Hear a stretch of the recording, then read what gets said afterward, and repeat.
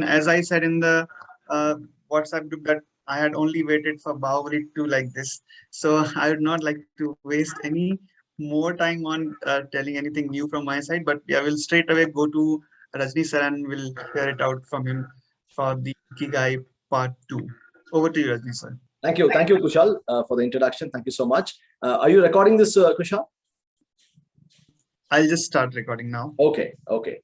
Perfect. Very happy morning to all of you friends. Thank you so much for the excitement you've been showing for the part 2 of Ikigai. I'm also equally excited to talk about this book. So let's deep dive into the topic Ikigai part 2. So I'm quickly going to share my screen. And in some section of this presentation, probably I might request all of you to come on a video for 3 minutes, 4 minutes, if possible, come on a video, because we're going to do some activity together as a part of Ikigai. Okay, so with that, we move on. I'm sharing my screen with you. Great. I hope you're able to see my screen. I hope you're able to see me clearly and hear me well as well. Great. Yes. Thank you. With that, let's start with an Ikigai prayer. I think this was a prayer specifically mentioned in the book. In fact, this prayer sums it all of Ikigai. So let's start with this prayer. In the words of the famous Serenity Prayer by Reinhold Niebuhr, it says, God, give us grace to accept with serenity the things that cannot be changed. So the most important is really give us wisdom to really understand that things cannot be changed. Courage to change the things. For the things that can be changed, please give us courage, right? Which should be changed. And the wisdom to know or to distinguish from one another, which means what? God, give us the grace to accept the things that cannot be changed. Courage to change the things which should be changed. So which should be changed, and we need courage. And most importantly, to understand the difference between what can be changed and what cannot be changed. So this was a specific prayer mentioned in Ikigai. It was resonating so much to me, especially in this pandemic situation for each one of us. With that thought, we move into the topic. A quick revision of what we have seen in the Ikigai part 1.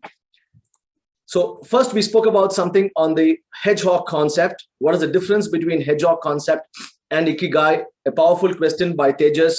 And the thing Ranga gave us superb clarity. What is the differentiating factors? Optimization, maximization. I hope we are able to recollect that difference. Right. Next, we discussed, yes, what are the blue zones and what do people do to get their Ikigai, to make their living more than 100 years? What do they do? We spoke about some of the key techniques: never retire, eat in smaller plates, and so on. Then we came back and then spoke about what are the anti-aging secrets. I'm sure people, especially about 35, 40, we're looking for this, right? Anti-aging is an important word for us. Yeah. So little stress is good for you. Too much of stress is not good for you. Here where optimization comes into the picture, I'm able to connect that.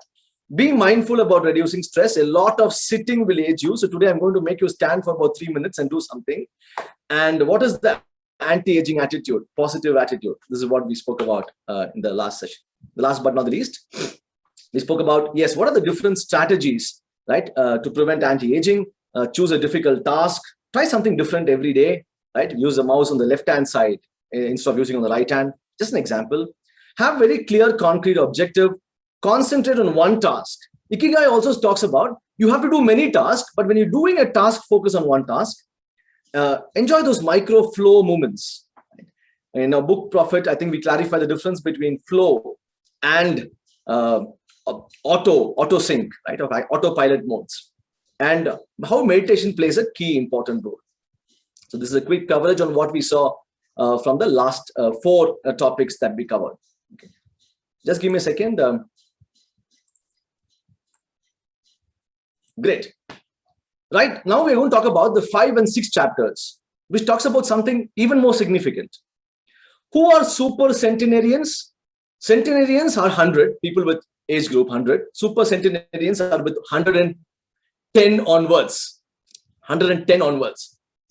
And as a part of this research project and writing the book called Ikigai, the authors interviewed many super centenarians and asked them to give that one phrase about their life. What is that one thing we all should do? These are the examples. Miso Okawa, she says, eat and sleep, you live a long time. You have to learn to relax. Wow. That's an important sentence, right? We all know we have to relax, but then how to relax, right? That's what it talks about. You have to learn to relax. And Jane says, everything is fine, yeah? Everything is fine. Pandemic will come, it will go off. Things will happen. Everything will be okay. Walter talks about, if you keep your mind and body busy, okay, you will be around for a long time. And it is a combination of mind and body, not mind or body, right? And the last one, Maria talks about, I've never eaten meat in my life. Okay, this was her strategy to live longer. With that, they talk about 7 important principles or the practices they all follow. And I want to really highlight some of these. One, they give the importance, or they talk about the importance of the communal life. What do you mean by communal life? See, they talk about the importance of community living. And what is the biggest strength of a community living? Everybody lives in the community, exhibits similar behaviors, exhibit similar practices. For example, in the Okinawa Island, you will see everybody getting up at 5:30. And immediately after 5:30, they will go to their garden, okay, look after their vegetables, and then cook food for themselves. Okay, and then they'll go for a walk, come back, have breakfast, and then they will engage in a spiritual activity. And you will see these practices almost similar across all the families in the Okinawa Island. A small request to Indu and Kushal to admit people. There are people entering the room, so please admit people who are entering the room. Thank you. Then I think here we have to really understand the difference between people in villages versus people in societies. People in villages, I'm sure we are seeing those people already exhibiting these kind of behaviors, but people in societies, it is becoming very, very rare. A classical example is, I live in an apartment complex. Okay, there is a house next to our home, right, which is about 20 meters apart. Okay, just opposite to my flat.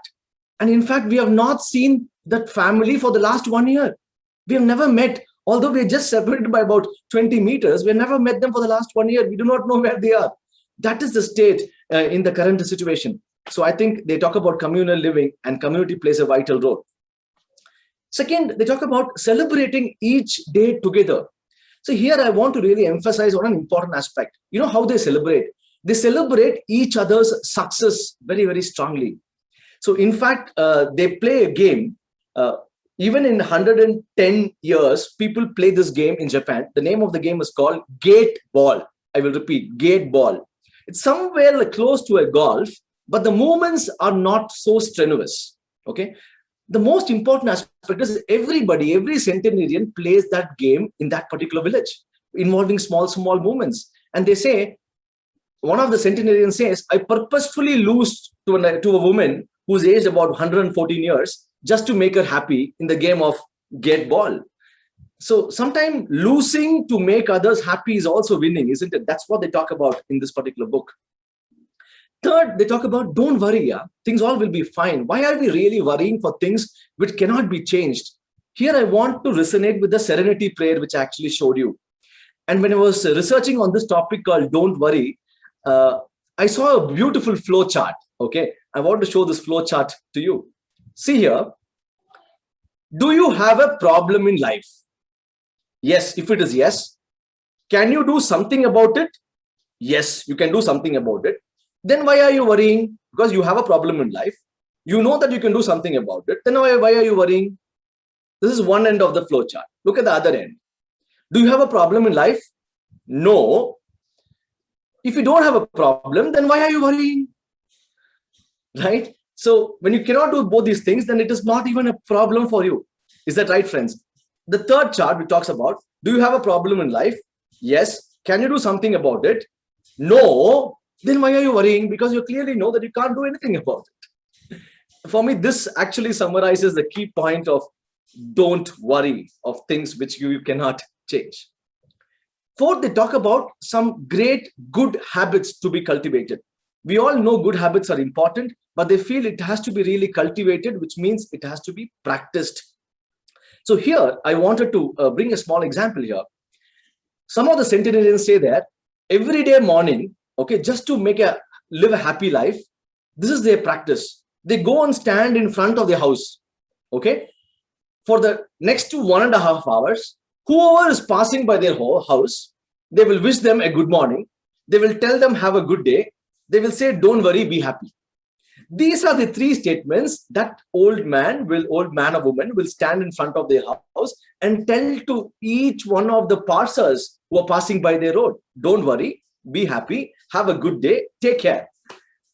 And he says this is a normal practice for most of the centenarians, just wishing others to be happy. I think this is a great habit, at least I want to cultivate. And the fifth, they talk about nurture your friendships every day. I think there's a beautiful quote which says, you are the average of 5 persons you network with. Right? Networking is not about having 2,000 people in Facebook, 5,000 people in LinkedIn. Tomorrow, when we have a problem, how many people will actually come to us? We need those 5 friends. We need that 5 people around us who can always be with us. So Ikigai talks about throughout your lifetime, can you nurture key relationships, okay, who will stand by you at any moment in time? And the sixth one, especially for me, it's the biggest takeaway, talks about live an unhurried life. They say this is the key factor, one of the key factors for longevity of life. Why are you in a hurry? What are you going to do after achieving something? You have to live longer, right, to contribute more. So take your life okay, live an unhurried life. Here I was able to really resonate an example in my life which happened. So one of my cousin's sister, when she was studying in school, she was not doing so great in the school from the academics point of view. So she repeated 9th standard couple of times. She repeated 5th standard couple of times. But right now, she is a software architect in Malaysia, okay, taking care of a team of close to about 100 people. And that time when she repeated the 9th standard and 7th standard or 5th standard, people were commenting on her, you're going to lose the life. You've already lost 2 years of your precious life. I don't think that matters at all, friends. Why I'm bringing this topic is, especially in this pandemic, we might be thinking, oh my God, children have lost 1 year of schooling. We have lost 1 year of business. Why are we in a hurry? We have a long time to really live, right? Our life peacefully. This 1 year or 2 year will not matter at all. So don't live a hurried life. That's what this book talks about. And last but not the least, it says, be optimistic. Yeah? Everything will be okay. Be optimistic. Here, the book talks about, there is a beautiful difference between how we even articulate words, because words carry a lot of energy. I've seen 40-year-old people, old people coming and telling me, Rajni, I'm 40 years old. And when they say I'm 40 years old, they literally mean it. Okay. What they mean it, I want to get retired. I'm already not well. I don't have enough energy. All these are the meaning for that statement, which says, Rajni, I am 40 years old. But then in Ikigai, when they actually interviewed people, they're saying, even 90 years old people will not say I'm 90 years old. They will say I'm 90 years young. And the statement qualifies a lot of characteristics within each one of them, which means what? Even at 90 years, I'm fit, I'm energetic, I'm going to live longer. All these are essence of optimism. So the words which we really articulate have to be carefully crafted, because words carry energy, and energy is everywhere in the world. Is that right, friends? So these are the 7 important points which came out of this chapter, Masters of Longevity, and what they talk about. So I've given you a small snapshot of one page of the book, because I thought this is a good page where all of us should read together. So I'm going to read one by one, because there are some important takeaways. Most of the people, 100% of the people they interview, they say they have a vegetable garden. Okay, so gardening, being close to nature is another important aspect towards Ikigai. They all belong to some form of neighborhood association. Whether you live in an independent house or an apartment, I think there should need to be an association. Association is not the formal association. Association is the people whom you are associated. That's the meaning for this. They say they celebrate all the time, even little things, music, song, dance, essentials part of life, right? They have an important purpose in life. They have an Ikigai, but they don't take it seriously. I had a chance to listen to Kiran Bedi face-to-face for a leadership talk. And this is what was one of my great takeaway from Kiran Bedi. I'm sure many of you know Kiran Bedi. She was a past governor of Pondicherry, first a woman IPS officer of the country. So she said an important statement. She said, whatever we do, we have to take things sincerely. We have to do things sincerely, but we don't have to do things seriously. So doing things sincerely versus doing things seriously, a lot of difference. When you take each and everything and start doing it seriously, that's where the stress accumulates. And I was able to resonate these statements of Kiran Bedi in this book, Ikigai. And they're very proud of their traditions and local culture. They're passionate about everything they do. They have a strong sense of Yumaru, which says recognizing the connection with people. And they're always busy, but they occupy themselves with tasks that allow them to relax. See, the last point in this particular page is extremely important, where we have to really focus, friends. You know what? They're always busy, but they occupy themselves with tasks that allow them to relax. We didn't see a single old grandpa sitting on a bench doing nothing. They're always coming and going. They sing karaoke, they visit their neighbors, or they play a game of gate ball, as I explained to you. One of the biggest takeaway here was, when people say you take rest, taking rest is not simply sitting or simply lying down. That is not the meaning of taking rest. Okay, that is not the meaning of relaxing yourself. No. When people say taking rest, especially in the Ikigai context, or relax yourself, it is doing an activity that is giving you joy, that is giving you happiness, that is helping you to be on the flow. Okay, so relaxing and taking rest, I think it is time we have to change the definition. It is not being idle in one place for a long time. It is doing a different activity than your normal routine, so that your mind is completely engaged in a different purpose altogether. That is the meaning of rest. That is the meaning of relaxation, which has been spoken in this particular book. So if you ask me, Rajni, what's your takeaway? My takeaway from this book is live a unhurried life. Okay, live an unhurried life. Sorry that I have a spell mistake here. Take it slow. These words are very important. It's not take it slow. You take it. Whatever you want to do, take it. Do this. But do it slow. It's okay. In Tamil, there's a beautiful word called Nidanam, right? So take it slow. That's what this book talks about from this chapter. Okay, now we'll talk about the miracle diet of Ikigai. Okay, is diet an important role for longevity? Absolutely yes. Absolutely yes. This is the World Health Organization statistics in 2016. You see who is leading. Okinawa is leading, Japan next, yes. And then Sweden and USA. Yes, Japan and Okinawa are connected, definitely yes, but they stand the longest or the highest longevity in this domain. Why? What is the importance of diet? So friends, it's an important area where all of us should focus on, and request you to take some key takeaways. And I have many takeaways from this particular chapter. 1, locals eat a variety of food. Okay. I think eating a variety of food is absolutely important. We all feel that, right? A small example is eating a pani puri on this or the chaat on the street. We always feel it is not healthy. But do you think a person who's not eating chaat or pani puri on the street is health conscious, or a person who eats a chaat or a pani puri and then still remains fit and healthy, is he health conscious? I think the second one holds true. I think this is the kind of health we need. We don't want to be restricted with the foods. We have to have a lot of foods, variety of foods. I'm sorry for that, variety of foods. But then in spite of that, we should be healthy. That's the definition of health. They eat at least 5 servings of fruits and vegetables. We've been all told from our grandparents that fruits and vegetables are important aspect in our diet. Grains are the foundations for their diet. They rarely eat sugar. And if they do, it's cane sugar primarily. They consume low calories. For me, the last 6 and 7 are the biggest takeaway from this book. Is they say they follow a hara hachibu. What is the hara hachibu? Hara hachibu is the 80-20 rule. I think I touched upon this in the last part. They say exactly when they're 80%, the stomach is full, they stop. And this is a conscious rule, irrespective of whether it's an apple pie or a gulab jamun or a rasagula. They make sure this is going to be a habit. I've been really bad at this, friends.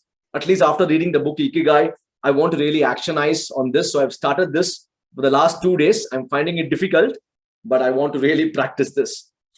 And the last one, they talk about the importance of fasting. They say out of 7 days, 5 days we eat whatever we want to, but then 2 days we fast. The kind of immunity development you can have for your health, fasting can really, really support that. Fasting is considered to be, from the ancient days, to be one of the best practices of maintaining a healthy and a balanced life. So they follow this as a part of their lifestyle. This is very important, lifestyle. Okay. Here, I want to give you a small example. One of my cousin, they visited us about 6 months back, and he was weighing about 90 kilos that time. And then he came back from a place called Dharmashala. So there was a yoga institute which talks about diet. So you have to go and stay there in Dharmashala for 10 days. They will put you into a very, very tough regime of routines of food and other activities. So in 10 days, they will guarantee that you at least lose about 8 to 9 kilos of weight. Okay, 10 days or 20 days. I'm not sure of the duration.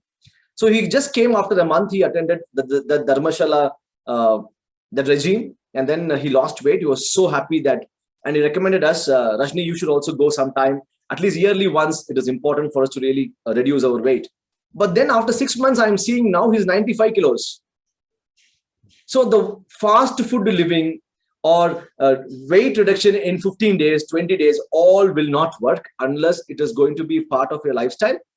And we have to really choose things only that can be part of our lifestyle.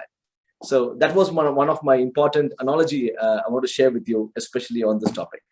Okay. They talk about 15 antioxidants in their diet: tofu, miso, tuna as a fish, carrots, and so on. Some of these vegetables I was not able to even relate to. So I've just taken out few things which I can relate to.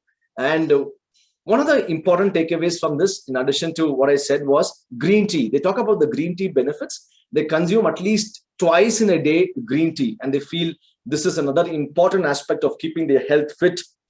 So, and they talk about the benefits of green tea. Okay.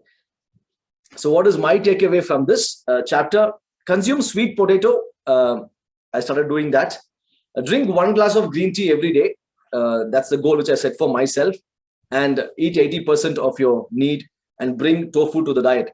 So these are from the vegetable side or from the food side I want to really actionize on. I'm not sure how much I'll be able to, adhere to it, but definitely I want to start. In fact, it took me about 3 weeks to prepare for the book review, for this book review. And the first day I read the green tea, I started drinking green tea. So I'm almost now 3 weeks drinking green tea every day after this book. Okay, now we come to the 8th chapter, talking about gentle movements and longer life. I would like you to switch on your videos for about 2-3 minutes if you can. Whoever it is possible, please try this. Why I'm saying this is an important statement. In fact, for me, it's a revelation. You know what? They say we don't go to the gym and do some really hefty exercises. No, all we do is keep our movements on. I will repeat. Keep our movements on. Okay, we will always keep moving. That is one of the secrets they talk about. In fact, see this phrase which says metabolism slows down 90% after 30 minutes of sitting. The enzymes that move the bad fat to your arteries, from your arteries to your muscles, where it can get burned off, slow down. And after 2 hours, good cholesterol drops 20%. I think I spoke to you about it before lockdown, after lockdown. I think if we do a medical checkup, we will really understand sitting for a long time has caused a lot of side effects for us. And I'm sure many people are even refusing to do the medical test because they know something has drastically changed. So friends, correct it. Correction is the best mechanism we can take control of. They say never stop moving. Okay, keep on moving every time, even if you're old. Don't give an excuse to stay in one place. So underline the word stay in one place. No. They've made a special mention to yoga. I was so happy. They talk about the Surya Namaskara, the benefits. I've not explained it because as proud Indians, I'm sure each one of us are doing Surya Namaskara. We know about Surya Namaskara. So I'm not going to explain that in detail. They talk about other movements they talk about is Tai Chi and Shiatsu. But then I've specifically underlined something called Radio Taisu. The right Japanese pronunciation is Rajo Chaisu. Okay, I learned the Japanese translation just to tell this word, Rajyo Chasu. This talks about each and every person in Japan, each and every person, no exceptions, daily they do this activity for 5 minutes, irrespective of the age group, just 5 minutes. Okay, what is this? Yes. What is this? These are the gentle movements, basic version of the Rajyo Chasu exercise. This is how it goes. And this is how the entire movement happens. So when you're sitting, when you're working from home, for every 20 minutes, all you require is just 5 minutes to have these gentle movements. Believe me, movements is a reason for longevity. Yeah. Now I'm going to show you a small video of Rajyo Chasu. I just want to know whether you're able to see my screen. Just give me a second, please. You can see, yeah. Friends, are you able to see my screen? Yeah. Yes, we can see. Okay. Now, I wanted all of you to stand up if you can. Okay. All this if you can. And let's try this exercise together. It's a 3-minute exercise. I love doing this. So I'm going to stand up and do this. And if you feel you're okay, please try this so that every time you feel stressed out, you could do this exercise. Maybe we can put a gallery view so everyone can see. Yeah, that'll be great. Should I put Kushal, will you be able to put the gallery view? See the video also. I think you can put the gallery view from your own, this one. You have to click the 7 dots or 8 dots. Okay, I'm playing the video.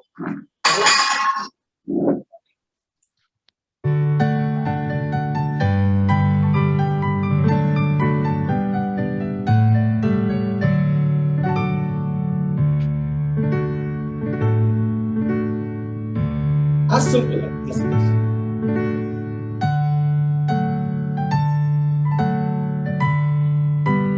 Very simple, you can. 100 years, 90 years, everybody can.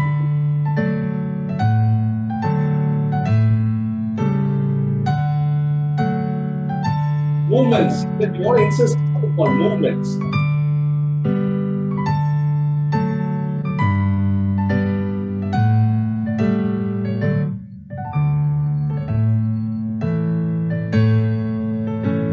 Stretch.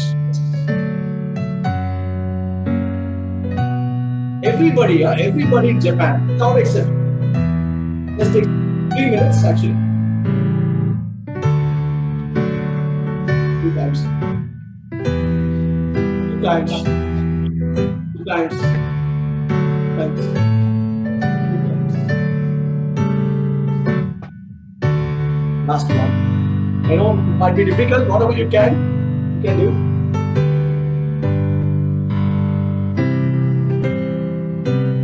you will never see Japanese people feel obese. The last one.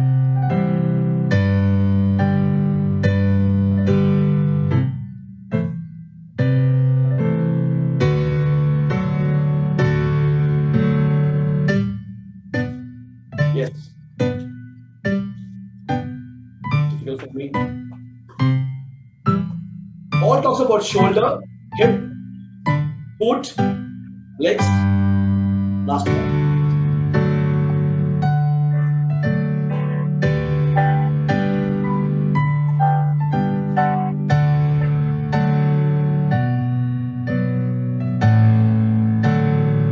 Thank you. Thank you so much. I'm sure Ashwin's son is wondering, Dad, what are you doing? We do at school all these exercises. That's what I was to say. Our PT master used to teach us, we don't do. Those days we used to cry. Absolutely.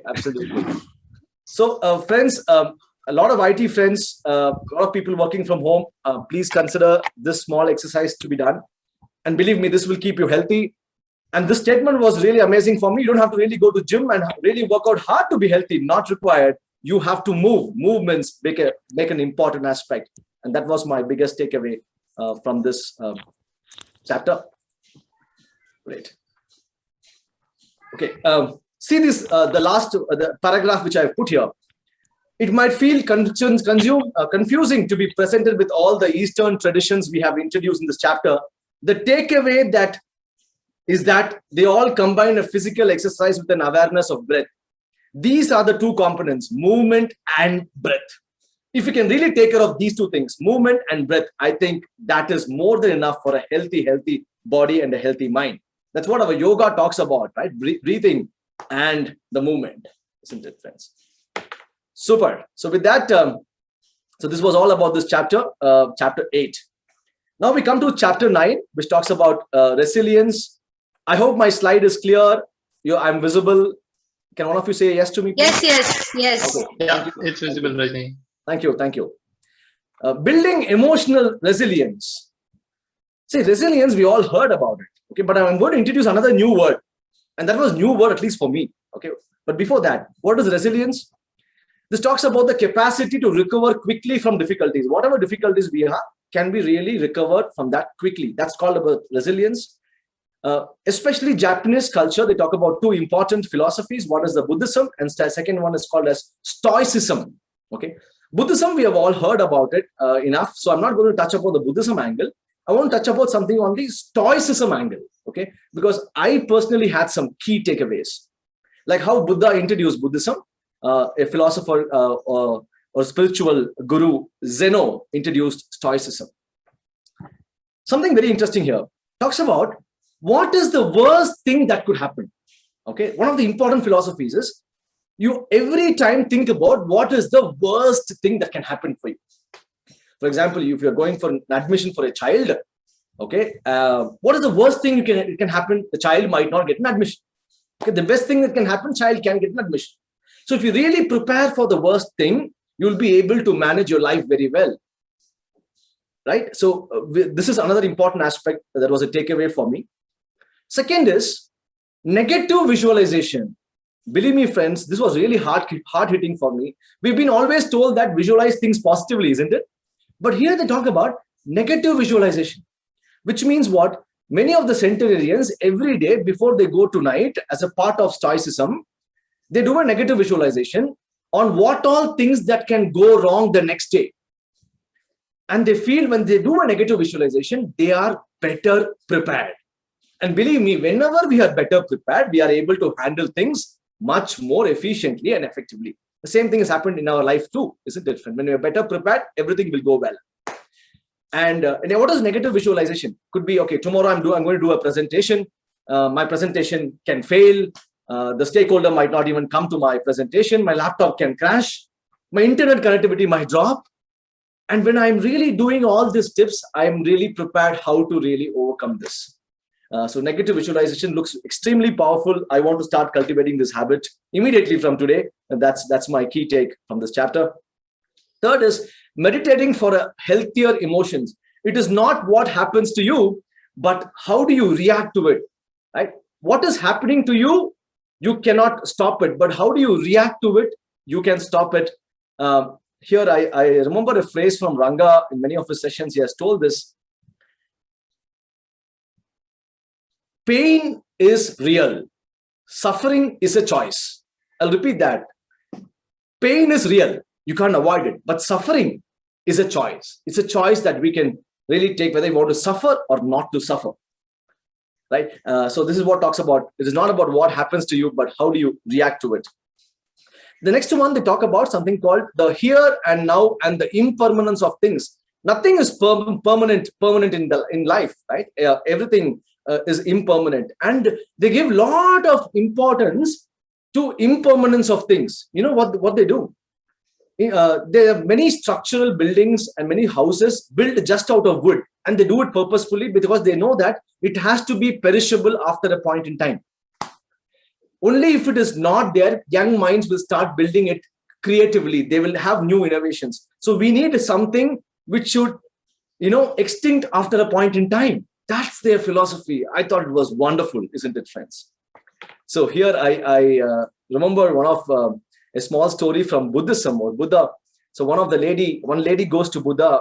She has lost her job. Her family is in a big crisis, and goes and tells Buddha, I'm in a really, really bad situation. What should I do? Yeah, he says a beautiful word. He says, this shall too pass by, he says. And then she goes off. After 2 months, she comes back and thanks Buddha. Thank you for that important knowledge you have given me. That stage has really passed, Buddha. I'm so happy. I got a job. My family is so happy. And again, Buddha says only one thing. He says, this shall too pass. So I was able to reflect on this one, right? When things are bad, remember, it won't always be this way. Okay, take one day at a time, especially the situation. All of us are going through tough times. But believe me, friends, I think this too shall pass. But when things are good, things will become good probably next 1 to 1.5 years or 2 years. And it will not be the same. And hence, prepare for the next stage. An intelligent person prepares for the next stage in his previous stage. I think that is an attitude of an intelligent person. So when things are going well, prepare for the next stage. If you take any book, for example, Who Moved My Cheese or My Iceberg is Melting, all these books talks about only one concept. When things are good, plan for the worst. Okay. When things are not going well, plan for the next stage. When things are good, are you able to get enough opportunities when things are changing up? So I thought the story resonated very well in this context. And they say only things that are imperfect are truly beautiful. Okay, beauty lies in the imperfection. And in many of the Japanese homes, when you go as a guest to their house, you'll find they're giving teas in porcelain cups. And many of the porcelain cups could be even broken, might have a small crack. But they feel that this is beauty because beauty is not in perfection. And this was another important thought which hit me hard. They talk about beauty is in the imperfection. So I want to show you a small 3-minute video by Mahatria.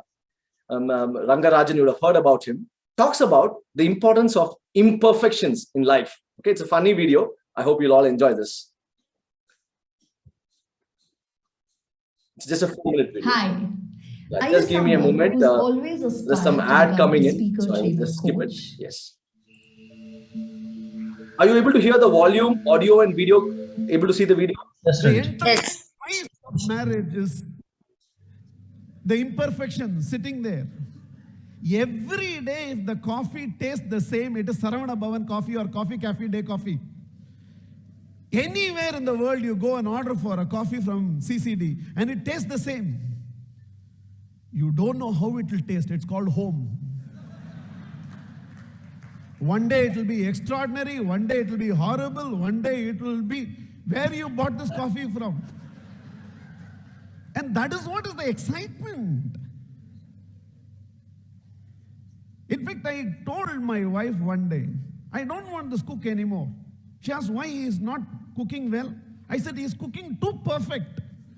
I'm almost able to predict the taste. And when you can predict the taste, acha nahi lagta hai. Once in a way, salt should not be there. Once in a way, chili should be too much. One day, coffee should be cold. One day, you should ask for curd and buttermilk should come. Then you know it is home. Otherwise, it's a hotel. Yes, sir. What do you want? What do you have? Anything, sir? Then bring Mysore masala dosa. That alone is not there, sir. I don't know. Then I always give the menu card back and tell him, now tell me what is there. But that is what you want. Just visualize all of you sitting here. Let us say through this program, both of you become perfect. No, it won't happen. I trust my program a little. I trust him a little more. I trust you completely. Just because of the program, it's not that all of those of you came here thinking that the one you came with will become so perfect when you go back. You will learn how to deal with imperfection. That transformation will happen. Imperfection won't become perfect. That doesn't happen. But you want that. Just visualize the scenario of any one of you sitting here in a marriage like this. You come and ring the doorbell and she opens with one standard smile.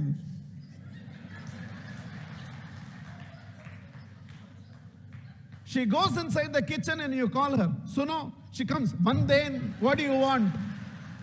Just visualize a scenario like this. You're very upset and very angry and you're shouting, and the other one with Buddhist tolerance listens to you saying that, You're finished, can I go? Okay. Just visualize a marriage like that for you. Thursday evening means confirmed sex. In fact, you don't want Thursday.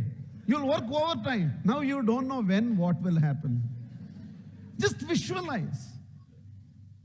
In fact, a life that is so predictable and a behavior so predictable, you'll feel you are in a marriage with a statue. Right now, the whole excitement and spice and the whole thing is, you expected he will not come for this program, but he said yes. Ever since you have been having kadapuda in your stomach. And there are a lot of them who believed he will come, but they have not come. And this is what the whole excitement of the whole relationship is. One day you come 10 minutes late, ceiling comes down, hell breaks loose. And you thought, why such a big fuss about 10 minutes? And next day you come 1 hour late expecting dramatic things to happen. Nothing happens. Then you know it's home. Otherwise it's not home. So somewhere imperfection is there in parents. Imperfection is there in your spouse. Imperfection will be there in your brothers and sisters. Imperfection is the very design of life. Imperfection striving towards perfection is the very design of life. Otherwise there'll be no growth. That's how the whole design is done. Yes, thank you for listening. And I thought this is a short video which can also give us a glimpse about mostly imperfections in life, isn't it? I think that's what we have to really encourage and appreciate. That's a big takeaway, because I as a person, this gave me a deep thinking. You know why? Because I always expect others to be perfect. I always want things to be kept on the same place. But then I understand after listening to this audio as well as the reading the book that no, this is not the life, right? Then it'll become like a museum. Your home will actually become like a museum. So small imperfections are okay. It can be appreciated. Right? That's what this talks about. And the last one is focus on the present and enjoy the moment. I remember I was able to bring out a small quote from Lao Tzu, who's a scholar and a philosopher, which says, if you're depressed, then you're living in the past. Okay. So whenever you're depressed, you're living in the past. So come out of it. If you're anxious, then you're living in the future. So if you're really feeling that anxious as an emotion, you're living in the future, come out of it. If you're at peace, then you are living in the present. That's what it talks about. The same philosophy, Japanese also reflects in the book Ikigai. Okay, with that, the last chapter, the resilience and the wabi-sabi. What do you mean by resilience and wabi-sabi? Here they're giving a beautiful word in addition to resilience. And here I want you to focus, friends, because this was a really eye-opener for me. They say more than being just resilient, become anti-fragile. Wow. What is the difference between resilience and anti-fragile? Resilience is survival.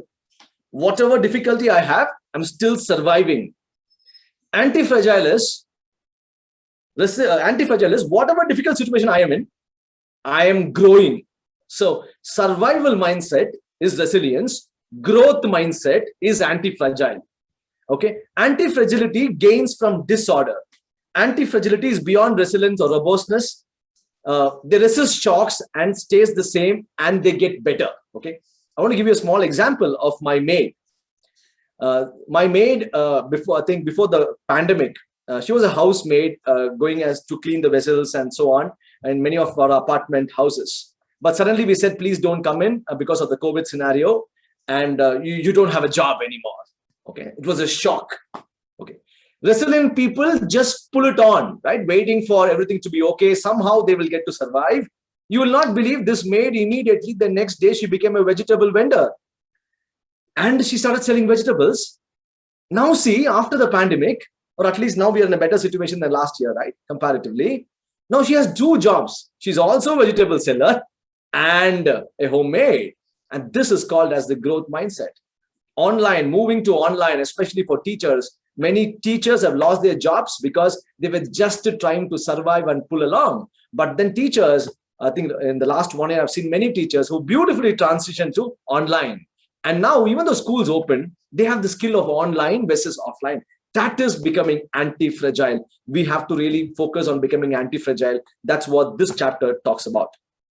Okay, I would like to recommend a beautiful book called Little Bets by a person called Daniel, I think.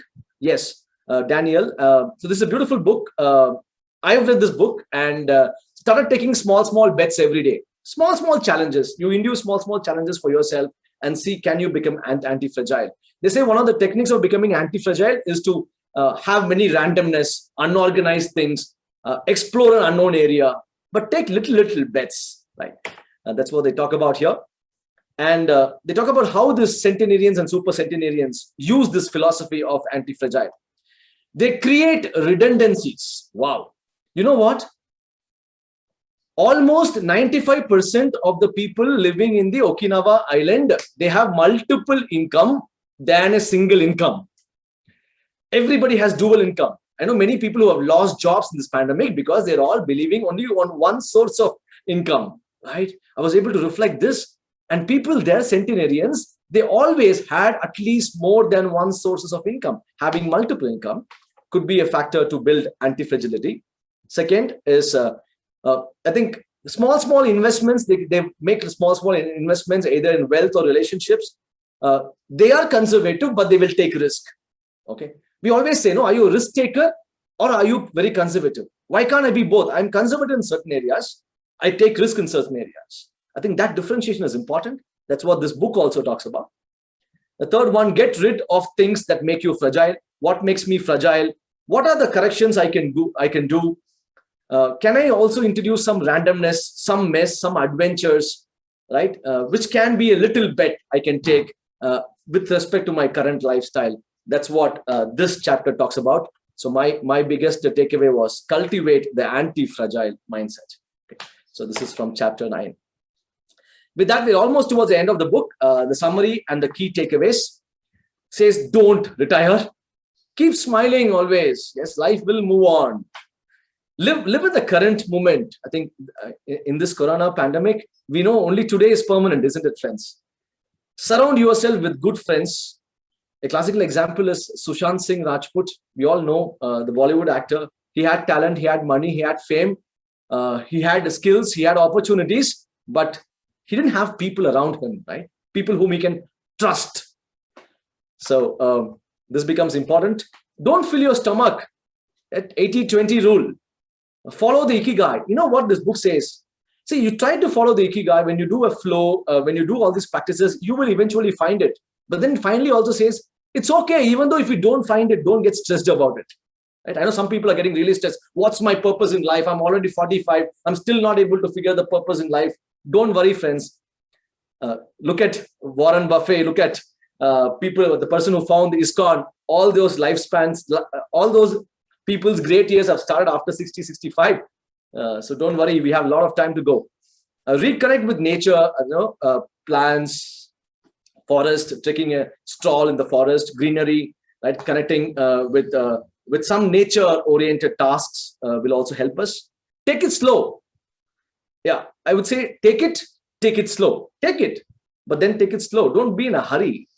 Give thanks, give gratitude, because every day you do a negative visualization and next day, if those things are not happening, express gratitude and then again do a negative visualization for the next day. Right? And finally, get in shape for your next birthday. Am I better than yesterday? I think it's a very powerful statement. In fact, I've laminated this phrase and kept in my wardrobe.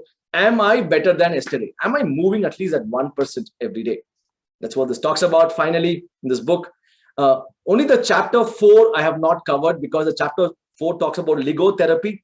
That's a different therapy apart from Ikigai, what people follow. I thought that chapter might not be completely relevant. We might not get some takeaways. So I would request you to read this book and read the chapter 4 for more information. My last slide for the day, which says, why old people look younger and the young people look older.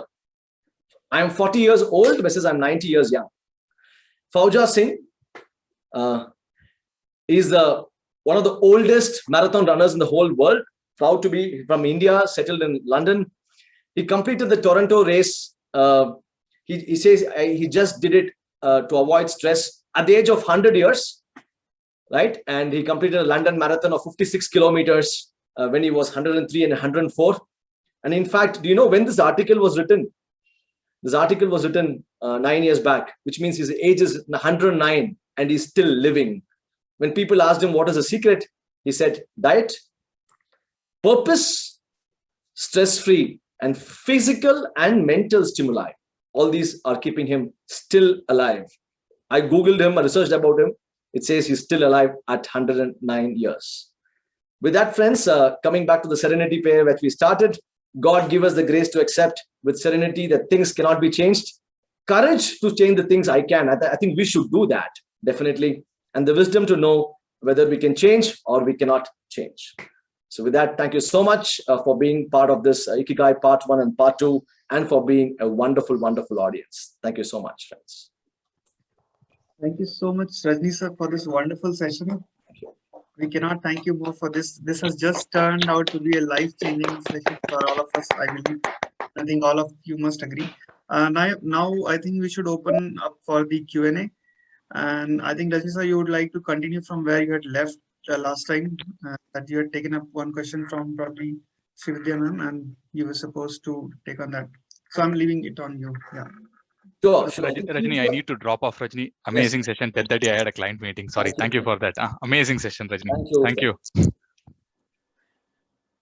Srividya asked a beautiful question. What is the difference between autopilot and flow? If you have seen a mechanic right, repairing your vehicle, you will see him in a flow, right? The spanners, you not even look at the spanners where it is kept, he'll automatically pull the spanner and then repair it. But then when he's doing something, he's conscious about it. He's not conscious about it. And then, but he's doing it with a lot of passion, a lot of energy, and that's called as a flow. Autopilot is, most of the time, we are not aware of what we are doing. Brushing the teeth in this morning is a classical example of autopilot. I think having a packet of chips every time I watch a movie is autopilot. We are not even aware of it. So awareness plays a classical difference between the autopilot mode and the flow mode. Flow is with a lot of energy, and passion is how you do things. Good things can be autopiloted. I think we have to really revisit and talk about all the negative habits. If it is autopiloted, we have to pause and revisit it. So that was a difference we also shared in the Book Profit Club, Srividya. Yes. Thank you for asking. Thank you. Thank you, Raj. I have a question, if I may go. I'll just Yeah. So Thank you. It's about that slow living thing, slow living process. So I was just wondering, like nowadays we have so much of information overload and so much of FOMO going around. Like we tend to feel like we are missing out something because we have now social accounts on so many accounts on so many social platforms. We feel always like, okay, if I'm not going to Instagram or Facebook, and then I'm missing something. So how do we basically control on these things? Because even just now I realized that something popped up in my mobile, and I in the middle of session I just went to there.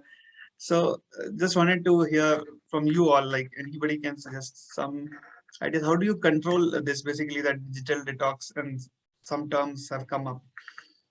Okay. Maybe I'll share my view, and then anybody can add on here. I think mobiles are considered to be one of the greatest distractors.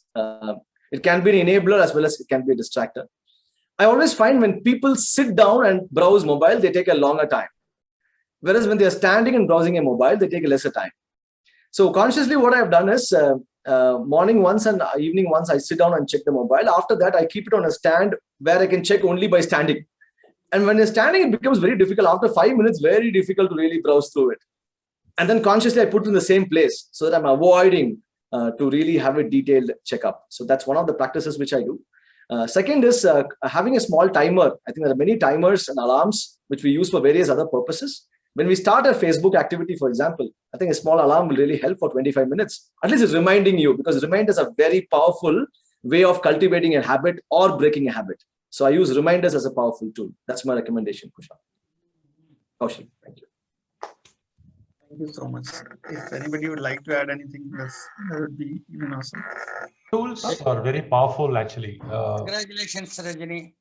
So tools can be, you can look at tools. For example, most of us use the standard tool that comes in the mobile, which is clock, right? For alarms and timers. Try downloading a simple app called G Alarms. Okay, it's an app, and you can set an alarm every 1 hour. You can set an alarm, on a different periods. Like he said, every 1 hour you stand up and walk. So it will keep reminding you every 1 hour that you stand up and walk. You just set the alarm once, set the frequency as every 1 hour, maybe start time, end time, and how many days in a week you want it. So today tools are very, very powerful, and I think we can use it to regulate our use of other tools. Right. So Correct. Thank you, Ranga. That would be all from my side. Yeah, I would leave open to anybody else to have a question.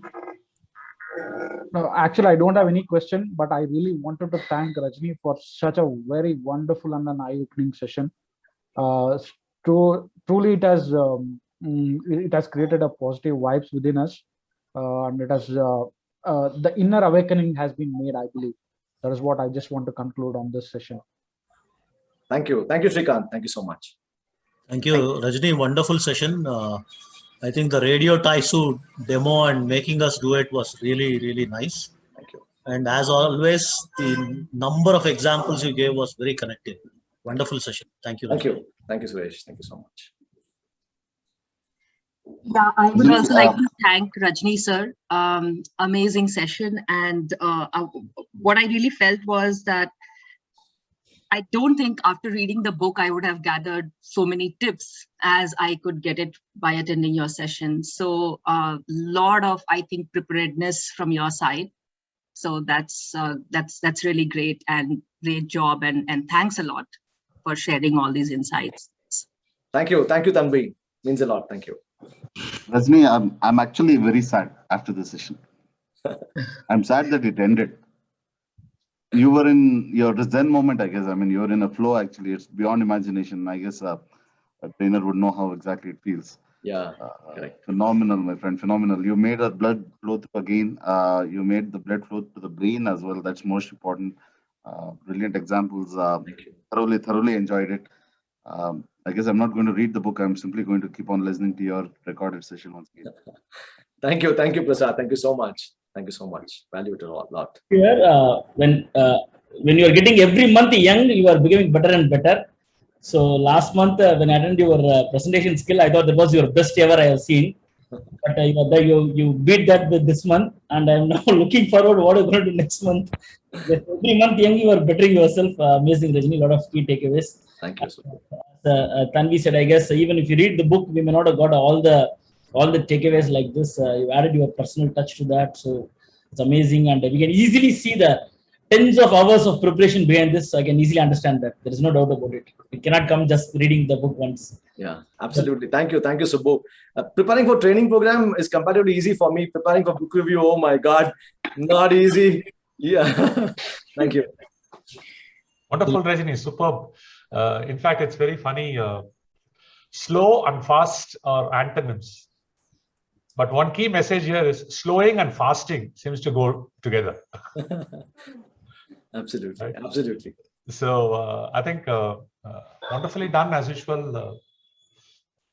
Fantastic preparation. I think that's what I'm very delighted about. Thank you, Ranga. Thank you so much. Yeah, Rajni sir, yeah, please go ahead. Sorry, somebody had disturbed, please. Okay. Hi, Rajni. Avishkar here. I think Avishkar. wonderful session, Rajni. And you know what I liked about your session when you said we should also walk to keep us not just fit, but healthy, and also, increase productivity. I remember when COVID started, most of the companies started the journey of, let's do work from home. Yeah. And now slowly, all companies are calling their people back to office. And I'm sure it's not just for work, it's also to keep people fit, so that they move. Absolutely. We see a significant change in people, by staying home. Yeah. You can see that people have, grown beards. They probably are not dressing up the way they used to, and they're not walking too much. Yeah. Maybe this is also a social initiative by companies. So absolutely. Very well connects with your session. Fantastic. Thank you, Avishkar. Thank you for joining. Very happy. Thank you. Thanks, Raj. Very good session, Rajni. Thank you. Very much revealing. Lots of takeaways this day we are able to gain from this session. And one important point is missing is, I think, concentration. Correct. Which is not very referred in the book. Correct. I think we can get it from other sources. Sure, sure. Otherwise, all the points explained in this book will be great eye opener for every one of us. Sure. Thank you, uncle. Thank you so much. Rajni, permit me to log off. I have something. Sure, Ranga. Thank you, Ranga. Thank you for everything. Thank you. Yeah, Rajni sir, Excellent, Amod here. Rajni. I also need to log off. I have a Sure. session to conduct. Sure. Thank you, Srividya. Thank you so much. Thank you, Rajni. Thank you for great analogies, what you give as usual. It's always exciting. What comes next is always there in your presentations. And that's the best part. We are always thinking, what can it be next? What can it be next? And the analogies are so close to what we have around in our environments. And that makes it even more, more powerful as a message. And I'm really glad to be part of this tribe. I hope it continues. I'm looking out for more sessions. Thanks, Ashwin. I remember our discussions during conference. So very happy you're being part of the group. Thank you. Thank you, Rajni. Absolutely. Hi, Amod. Rajni sir, Amod here. It was really great to be part of this last session. Unexpected things I really got out of it, and I really want to point out 2 to 3 things. One was the prayer, what you told today. That really makes lots of sense. I think I at least learned lots of that, and I really want to practice that. That what we should change, and what we can't change, we should accept it. Correct. The other good thing I learned from this, that negative visualization. I think always, as you rightly said, we are taught about positive visualization, think everything will happen positive. Yeah. I'm still, frankly, I have not accepted it, but let me practice to, accept it, because it is really against whatever you have been taught until now, right? That thought positively, but I want to really practice it and see. And I'm really sharing this group what was my, final understanding of it. So lots of good things, and hoping to exercise it, hoping to implement in life, and then update you also that how it impacted my life. So thank you so much for inviting me in this group. Thank you, Amod. It's always a joy to be with you. Thank you, Amod. Yes. So thank you so much for that, sir. Thanks, everybody. Thank you. Bye-bye. Thank you so much, everyone. Rajni, please permit me to lead the group. Yeah, sure, Prasad. Yes, thank you. So we are all done. I would again like to thank you, Rajni sir, for this wonderful session. It was really it was completely worth the wait, and I think we can all agree that this was just kind of a life-changing seminar. Just squeezed into some half an hour session. So thank you so much once again for all the learning. It was really awesome. It was incredible. It was unbelievable learning in such a short span of time. Thank you. And with that note, I would like to close the session. Rajni, say if it's fine. Yes. Yeah. Thank you so much. Thank you. Okay. Thanks, everybody. Take care. Thank you, everybody. Thank you all. Thank you so much. Thanks, everyone. Thank you. Bye-bye, guys. Take care. Bye-bye. Bye. Thank you so much. Bye. Thanks, Vipla.